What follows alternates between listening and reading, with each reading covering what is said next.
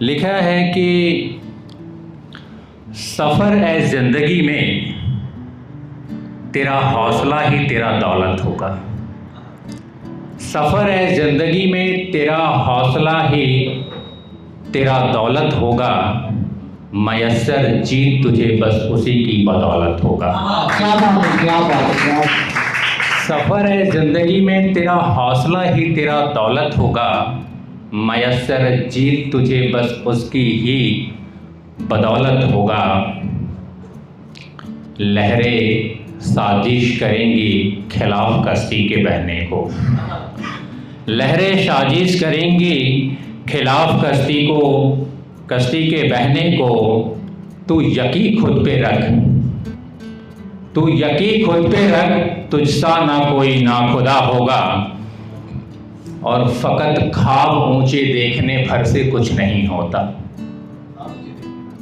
फ़कत ख्वाब ऊंचे देखने भर से कुछ नहीं होता। एक तेरा जज्बा ही उसकी ताबीर में शामिल होगा।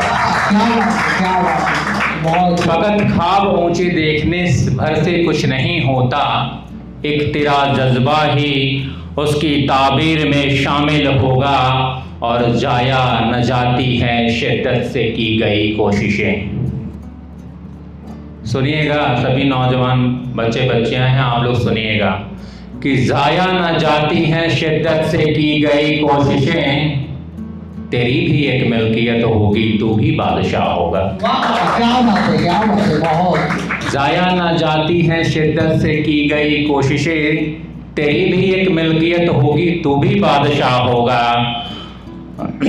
और इखलास मंजिल के जानिब तय करता है मुकद्दर तेरा, इखलास मंजिल के जानिब तय करता है मुकद्दर तेरा। कबूल होगी हर मशीयत, तू खुदा का शाहकार होगा। बहुत शुक्रिया, उम्मीद करता हूँ कि आप लोगों को अच्छा लगा होगा। चंद अशार और हैं, मैं बार बार नीचे देख रहा हूँ क्योंकि मैंने अभी रिसेंटली लिखा है, अभी ज़ुबान में मेरे चढ़ा नहीं है ये। सुनिए, थोड़ा सा मिजाज को बदलते हैं और चंद अशार और हैं दूसरे क्षेत्र के कि मौसीकी मतलब शायद आप लोग समझते होंगे, गीत संगीत को ही कहते हैं हम लोग, है ना। तो सुनिए कि मौसीकी के शौकीन को सरगम का ज्ञान ज़रूरी नहीं होता। हम लोग जो गाना सुनते हैं, हम लोग को क्या मालूम है सारेगामा क्या है, हम लोग तो गाना एंजॉय करते हैं। तो आप सुनिए उस तरीके से कि मौसीकी के शौकीन को सरगम का ज्ञान ज़रूरी नहीं होता। कुछ सच ऐसे भी होते हैं जिनका प्रमाण जरूरी नहीं होता। ठीक है, तो मौसीकी के शौकीन को सरगम का ज्ञान ज़रूरी नहीं होता। कुछ शौक ऐसे भी होते हैं जिनका प्रमाण ज़रूरी नहीं होता। और हम तो बगैर किसी आहट के सफ़र में साथ चलते ही रहें, हम तो बगैर किसी आहट के सफ़र में साथ चलते ही रहें। राहों पे दिख ही जाए कदमों के निशान, ज़रूरी नहीं होता। और आशिया एक टूटी झोपड़ी होगी तो हंसी से गुलजार रहती है। आशिया एक टूटी झोपड़ी होगी तो हंसी से गुलजार रहती है। सुकून का मतलब महज महल और साजो सामान नहीं होता। पूनम की रात में भी कभी अंबर को एकटक देखा करें आप, पूनम की रात में भी कभी अंबर को एकटक देखा करें आप। हर वक्त हो बस नीला ही आसमान, ज़रूरी नहीं होता। कुछ बेनाम से एहसास भी ज़िंदगी में खुशियाँ बिखेरते हैं, कुछ बेनाम से एहसास भी ज़िंदगी में खुशियाँ बिखेरते हैं। अब हर एक चीज़ का भी रखा जाए नाम, ज़रूरी नहीं होता। बहुत शुक्रिया, बहुत धन्यवाद आपका। थोड़ा सा माहौल काफ़ी संजीदा हो गया है और मैं बहुत शुक्रिया कि आप लोग बहुत ही गौर से सुन रहे हैं। 4 लाइनें पेश करता हूँ, फिर मैं अपनी जगह लेता हूँ क्योंकि समय की अपनी सीमा है। और इतने अच्छे से सुनने के लिए आप सभी के प्रति आभार प्रकट करता हूँ। 4 लाइनें हैं, आप ही के क्षेत्र से हैं और आप लोग सभी युवा हैं, तो मुझे इस बात का इल्म है कि प्यार मोहब्बत पे लिखी हुई पंक्तियाँ आप लोगों को ज़्यादा जचती है और अच्छी लगती है, तो हम लोग भी मजबूर होते हैं उस क्षेत्र में लिखने के लिए। तो उसी से जुड़ी कुछ पंक्तियाँ हैं, 4 लाइन ही पेश करूँगा, हालांकि वो तो काफ़ी लंबा मैंने लिखा है कि हमारे ज़माने में मोहब्बत कैसे होती थी। 90s की मैं बात बता रहा हूँ। इसमें 90s के कोई हैं क्या? नहीं? तो यहाँ पे सीनियर सिटीजन हम ही हैं। आप 90s के हैं? ओके